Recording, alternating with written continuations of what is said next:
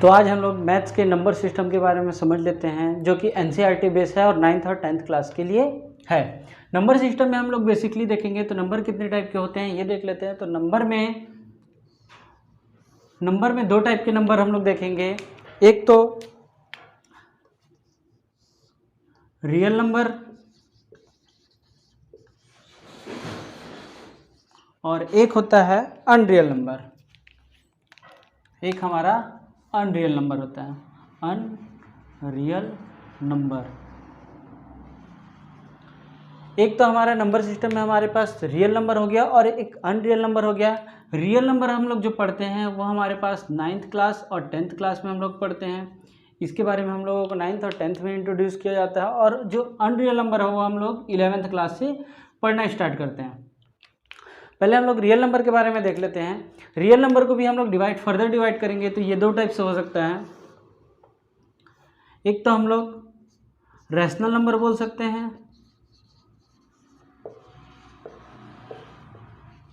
और एक हो जाएगा हमारे पास इर्रेशनल नंबर। इर्रेशनल नंबर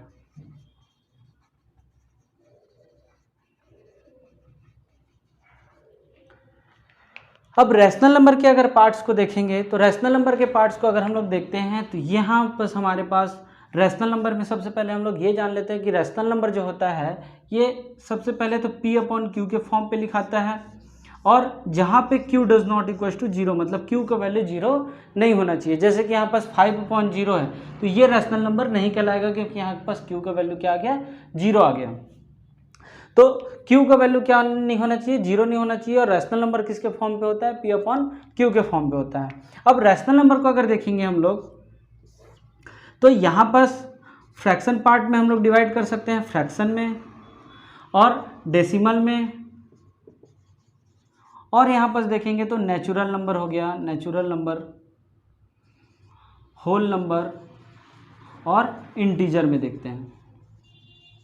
अब हम लोग रैशनल नंबर के बारे में ही समझ लेते हैं। पहले तो नेचुरल नंबर जो होता है, अगर नेचुरल नंबर को हम लोग देखेंगे तो ये 1 2 3 4 डैश डैश हम लोग जहाँ तक काउंट कर सकते हैं वो नेचुरल नंबर होता है। कुछ जगह पे आदमी बोलेंगे कि 1 से लेके इन्फिनाइट तक होता है, तो इन्फिनाइट नहीं होता। कि इन्फिनाइट क्यों नहीं होता है उस चीज़ के लिए हम लोग देखते हैं। तो इन्फिनाइट रैशनल नंबर P/Q के फॉर्म पे होता है जहाँ Q does not equal to 0। और इन्फिनाइट में हम लोग देखते हैं तो कोई भी नंबर और डिवाइडेड बाय 0 होता है तो वो इन्फिनाइट कहलाता है। तो यहाँ पास इन्फिनाइट रैशनल नंबर का ही पार्ट नहीं है, तो ये नेचुरल नंबर का पार्ट हो नहीं सकता। तो हम लोग नेचुरल नंबर में ये बोलेंगे कि 1 2 3 से लेके जहाँ तक हम लोग काउंट कर सके उसको हम लोग क्या कॉल करेंगे, नेचुरल नंबर कॉल करेंगे। इसको हम लोग पॉजिटिव इंटीजर भी बोलते हैं, पॉजिटिव इंटीजर भी बोलते हैं, पॉजिटिव इंटीजर भी बोलते हैं। और इसी को हम लोग काउंटिंग नंबर भी बोलते हैं, मतलब गिनने वाला नंबर भी बोलते हैं।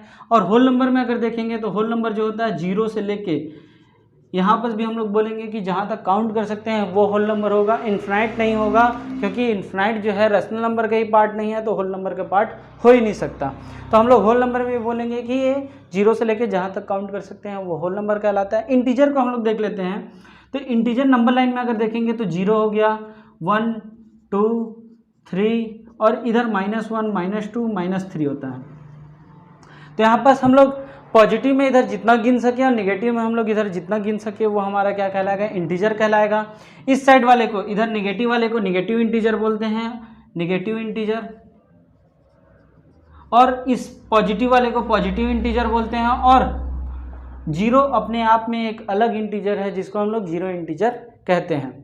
तो नेचुरल नंबर ये समझ आ गया कि 1 से लेके जहाँ तक काउंट कर सकते हैं, होल नंबर भी 0 से लेके जहाँ तक काउंट कर सकते हैं। और इंटीजर में हम लोग निगेटिव में उधर काउंट कर लें और निगेटिव में हम लोग इस साइड काउंट कर लेते हैं। तो पॉजिटिव में हम लोग काउंट करेंगे तो उसको पॉजिटिव इंटीजर बोलेंगे, निगेटिव साइड काउंट करेंगे तो निगेटिव इंटीजर। और 0 अपने आप में एक अलग इंटीजर है जिसको हम लोग 0 इंटीजर कहते हैं। डेसिमल में तो आप लोगों को समझ आ ही गया होगा, तो जैसे कि 3.5 हो गया, 5.7 हो गया, ये सब क्या चीज़ कहलाएगा, डेसिमल वाले फॉर्म कहलाएंगे।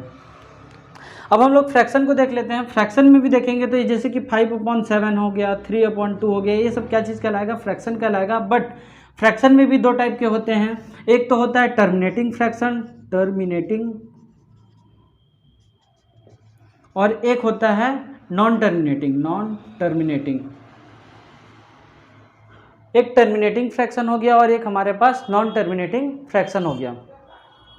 टर्मिनेटिंग का जो मतलब होता है वो होता है खत्म हो जाना, मतलब खत्म हो जाना, खत्म हो जाना। में अगर हम लोग देखेंगे तो टर्मिनेटिंग में जैसे कि 5/2 कर देते हैं, तो 5/2 को अगर हम लोग डेसिमल में एक्सपेंड करेंगे तो ये 2.5 आ जाएगा, जो कि पॉइंट में कुछ भी नंबर आने के बाद क्या हो जा रहा है, खत्म हो जा रहा है। पॉइंट में कुछ भी नंबर, जैसे कि यहाँ पर 0.352 आ गया, तो इसको भी हम लोग टर्मिनेटिंग ही कॉल करेंगे, क्योंकि पॉइंट के बाद 3 डिजिट आने के बाद क्या हो जा रहा है, खत्म हो जा रहा है। तो टर्मिनेटिंग ये हो गया। नॉन टर्मिनेटिंग हम लोग किसको कहेंगे, तो नॉन टर्मिनेटिंग में क्या होता है, जैसे कि यहाँ पास मैं लिख देता हूँ 1/3 या फिर 4/3 लिख देते हैं। तो 4/3 को अगर हम लोग देखेंगे तो इसको अगर हम लोग एक्सपेंड करेंगे डेसिमल में, तो ये 1.6 1.3333 बार बार 3 आते जाएगा और ये 3 कभी खत्म नहीं होगा, मतलब 3 बहुत बार आएगा। तो यहाँ पर क्या होता है, नंबर क्या होते हैं, रिपीट होते जाते हैं, नंबर क्या होते जाते हैं, रिपीट हो जाते हैं। डेसिमल के बाद कोई फिक्स डिजिट नहीं रहता कि इतने डिजिट बाद वो नंबर खत्म हो जाएगा। तो इसी चीज़ को हम लोग क्या करते हैं, 1.3 बार लगा देते हैं, मतलब जो नंबर रिपीट होता है उसी, जो नंबर रिपीट होता है बार बार, उसी को हम ऊपर हम लोग क्या लगा देते हैं, बार लगा देते हैं। और हम लोगों को ये पता है कि 9th क्लास में हम लोगों ने यही बार वाले को किस में कन्वर्ट करना सीखा था, P/Q के फॉर्म में कन्वर्ट करना सीखा था, क्योंकि ये रेशनल नंबर का ही पार्ट है। तो नॉन टर्मिनेटिंग, टर्मिनेटिंग भी आई होप समझ आ गया होगा आप लोगों को। एक और एग्जांपल जैसे देख लेते हैं इसमें, जैसे कि 2/7 ले लेते हैं। तो 2/7 में मान लेते हैं कुछ भी आ रहा है, जैसे कि 2.828 या फिर 383838 ऐसे बार बार रिपीट हो रहा है। तो मान लेते हैं कि 38 बार बार रिपीट हो रहा है, तो इसी को हम लोग क्या लिख देंगे, 3 बार, 38 के ऊपर हम लोग बार लगा देंगे, तो ये नॉन टर्मिनेटिंग कहला गया है। तो terminating, non terminating I hope समझ आ गया होगा। अब हम लोग रेशनल नंबर में देखते हैं, इर्रेशनल नंबर देखते हैं। तो इर्रेशनल क्या होता है, नहीं मिटाता हूँ। इर्रेशनल क्या होता है, जैसे कि √2 हो गया, और सबसे पहले गॉस ने ये √2 को ही ये बताया था कि ये इर्रेशनल नंबर है करके। √2 पे ही पहले पता चला कि ये इर्रेशनल नंबर है। इर्रेशनल नंबर ये कैसे है, तो यहाँ पास 1.3257339, इसमें देखेंगे तो कोई नंबर एक ऐसा फिक्स डिजिट नहीं है जो बार बार रिपीट हो रहा हो, तो इस कुछ चीज़ को हम लोग क्या कॉल करेंगे, इर्रेशनल नंबर कहेंगे। जैसे कि √3 में भी अगर देखेंगे तो यहाँ पास 1.7320152000005 ऐसे करके नंबर क्या होते हैं, खत्म भी नहीं होते और रिपीट भी नहीं होते। बट यहाँ पास देखेंगे नॉन टर्मिनेटिंग में, तो यहाँ पास नंबर क्या होते थे, खत्म तो नहीं होते थे, बट यहाँ पास नंबर रिपीट हो रहे थे, और यहाँ पास नंबर रिपीट नहीं होते हैं। इर्रेशनल में और एग्जांपल देख लेते हैं। तो हम लोग पाई का एग्जांपल देख सकते हैं, ई में देख सकते हैं √e, और जैसे कि √4 हो गया, तो √4 ये इर्रेशनल में काउंट ना होगा, ये रेशनल में काउंट होगा। तो पाई हो गया, ई हो गया, और रूट के अंदर जो भी नंबर रहेंगे जिसका हम लोगों को क्या नहीं पता रहेगा, वैल्यू ना पता रहेगा, उसको हम लोग क्या कॉल करेंगे, इर्रेशनल कहेंगे।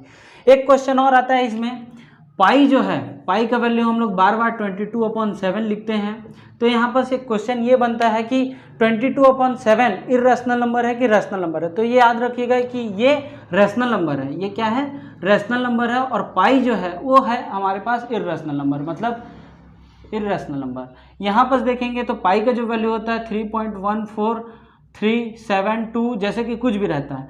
तो और यहाँ पर पाई क्या है, उससे पास पास में डिजिट्स क्या करते हैं, पास पास में ही, मतलब उसका सटीक वैल्यू देते हैं, कितने डिजिट तक, कम से कम 20 डिजिट तक इन लोग क्या करते हैं, सेम रहते हैं, बस 20 के बाद इन लोग बदलना स्टार्ट कर देते हैं। इसलिए हम लोग पाई और 22/7 को हम लोग सेम मान के चलते हैं, बट 22/7 जो रहेगा वो रेशनल कहलाएगा, और पाई जो है इर्रेशनल ही कहलाएगा। और एक आ जाते हैं हम लोग, अब हम लोग अनरियल नंबर के बारे में समझ लेते हैं। तो अनरियल क्या होता है, तो रूट के अंदर वो वैल्यू जो नेगेटिव में रह जाएगा, जैसे नेगेटिव √2, √3 नेगेटिव में, तो ये सब क्या कहलाएगा, अनरियल नंबर कहलाएगा, जो कि हम लोग 11th में पढ़ेंगे। और हम लोग ये जानते हैं 11th में √-1 का जो वैल्यू होता है वो आई होता है, जिसको हम लोग आयोटा कॉल करते हैं। फिर से एक बार देख लेते हैं, नंबर सिस्टम में हम लोग ने रियल नंबर देखा था और अनरियल नंबर देखा था। रियल नंबर में भी हम लोगों ने रेशनल नंबर देखे और इर्रेशनल नंबर देखे। रेशनल नंबर और इर्रेशनल नंबर हम लोग क्लास 10th से पढ़ना, 9th और 10th से ही पढ़ना स्टार्ट कर देते हैं। और रेशनल नंबर में भी हम लोगों ने फ्रैक्शन को देखा, डेसिमल देखा, नेचुरल नंबर, होल नंबर और इंटीजर को देखा। और फ्रैक्शन और डेसिमल को थोड़ी देर के लिए हटाते हैं, फिर नेचुरल नंबर देखते हैं। तो नेचुरल नंबर हमारा कहाँ से कहाँ तक था, 1 से लेके जहाँ तक हम लोग काउंट कर सकें, इन्फिनाइट नहीं। इन्फिनाइट क्यों नहीं, मैं पहले भी बता चुका हूँ। और होल नंबर में देखेंगे तो 0 से लेके जहाँ तक काउंट कर सकें। इंटीजर में देखेंगे तो इधर नंबर लाइन में 0 से लेके उधर और नंबर लाइन में 0 से इधर, इस साइड को नेगेटिव इंटीजर बोलेंगे और उधर को पॉजिटिव इंटीजर, और 0 अपने आप में एक अलग इंटीजर है जिसको जीरो इंटीजर कॉल करते हैं। फ्रैक्शन में देखेंगे तो फ्रैक्शन भी टर्मिनेटिंग और नॉन टर्मिनेटिंग था हमारे पास। टर्मिनेटिंग का मतलब क्या होता है, कुछ पॉइंट के बाद डिजिट आने के बाद क्या हो जाते हैं, खत्म हो जाते हैं, उसको हम लोग टर्मिनेटिंग कॉल करेंगे। नॉन टर्मिनेटिंग किसको बोलेंगे, तो नॉन टर्मिनेटिंग हम लोग जो पॉइंट के बाद एक बार कभी खत्म ना हो, मतलब रिपीट भी होते रहे और खत्म भी ना रहे, खत्म भी ना हो, उसको हम लोग क्या करेंगे, नॉन टर्मिनेटिंग कहेंगे। इर्रेशनल किसको कहेंगे, तो इर्रेशनल क्या होगा, जो रिपीट तो होता है, रिपीट तो नहीं होता है बट खत्म भी नहीं होता, रिपीट नहीं होता और खत्म भी नहीं होता, उसको हम लोग इर्रेशनल नंबर कहेंगे। उसके एग्जांपल में पाई हो जाएगा, ई हो जाएगा, रूट के अंदर जो भी वैल्यू रहेगा वो हो जाएगा। और अनरियल नंबर हम लोगों ने पहले ही बता दिया था, रूट के अंदर कोई भी नेगेटिव नंबर रहेगा वो अनरियल नंबर काउंट होगा। अब यहाँ पर थोड़ा सा और समझ लेते हैं इस चीज़ को, टर्मिनेटिंग नॉन टर्मिनेटिंग और इर्रेशनल नंबर को।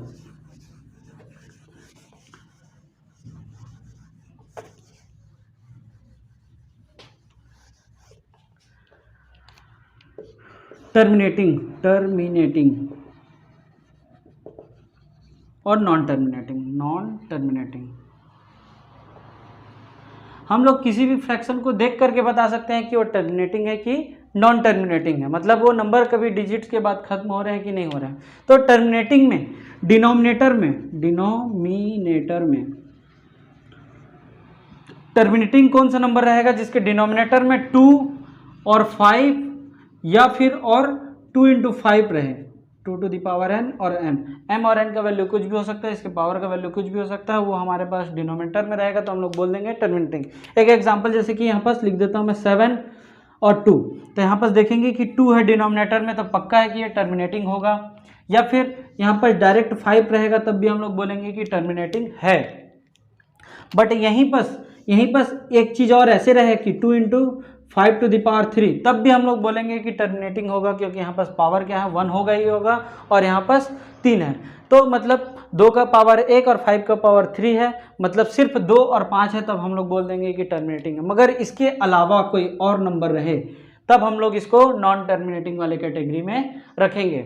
मतलब डिनोमिनेटर में 2 और 5 रहेगा, 2 रहे तो चलेगा, 5 रहे तो चलेगा, 2 और 5 रहे तब भी चलेगा, बट उसके अलावा कोई और नंबर रहेगा तो नॉन टर्मिनेटिंग में काउंट होगा।